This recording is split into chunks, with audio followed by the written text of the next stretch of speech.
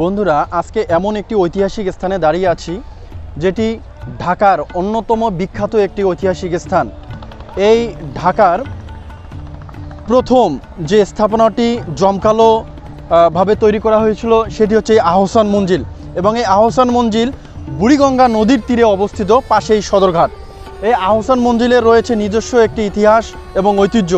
বাংলাদেশের অর্থাৎ এই দেশের প্রথম যে বিদ্যুৎ স্থাপন করা হয়েছিল সেটি এই আহসান মঞ্জিল থেকে। এই আহসান মঞ্জিলের প্রতিষ্ঠাতা হচ্ছে নওয়াব আব্দুল গনি। তার স্নেহাশিস পুত্র আহসানুল্লাহর নামে নামকরণ করা হয় এই আহসান মঞ্জিলটি।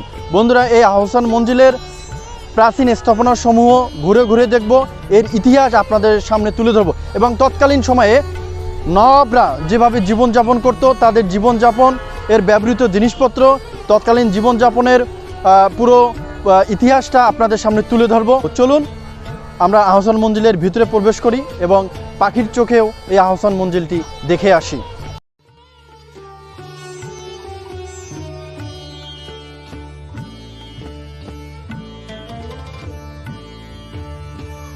আহসান মঞ্জিলটি পুরান ঢাকার ইসলামপুরের কুমারটুলি এলাকায় বুড়িগঙ্গা নদীর তীরে অবস্থিত।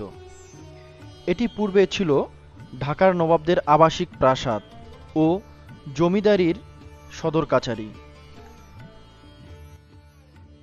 বন্ধুরা, এখন আমরা অন্দরমহল দিয়ে ভিতরে প্রবেশ করছি। আসুন ভিতরে এগিয়ে যাই।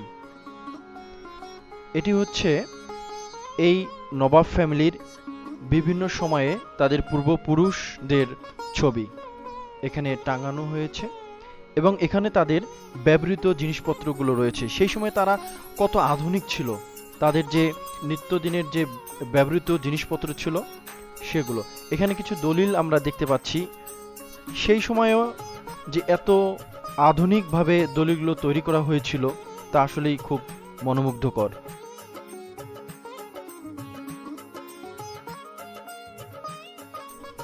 এখন আমরা পরের কক্ষে প্রবেশ করছি। পরের কক্ষে তাদের নিত্যদিনের ব্যবহৃত জিনিসগুলো দেখতে পাচ্ছি।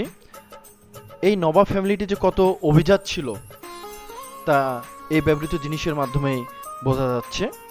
এছাড়াও এর দেওয়ালে নবাব ফ্যামিলির মহিলা সদস্যদের ছবি টাঙানো রয়েছে। আমরা যদি বাম দিক থেকে শুরু করি, পর্যায়ক্রমে এই ছবিগুলো রয়েছে। এখন আমরা কিছু প্রতিকৃতি দেখতে পাচ্ছি।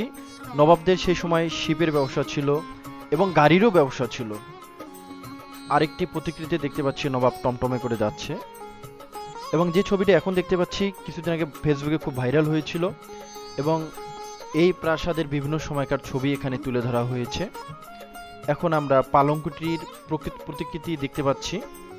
অন্দরমহলের দর্শন শেষে আমরা এখন নবাবদের যে কাছারিটি রয়েছে, যেখান থেকে বিচার কার্য পরিচালনা করা হতো, সেখানে আমরা প্রবেশ করব।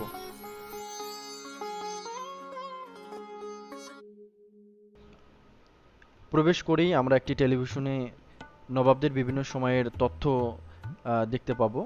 এছাড়াও পাশে রয়েছে একটি সোফা সেট। সেই সময়কার সোফা সেট অত্যন্ত মজবুত।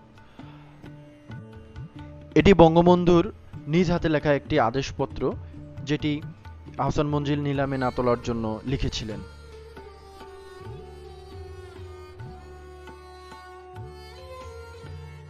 এখানে দ্বিমুখী গালিচা বিছানো দুটি সিঁড়ি দেখতে পাচ্ছি। পাশে রয়েছে তলোয়ার, সুন্দরভাবে সাজানো রয়েছে।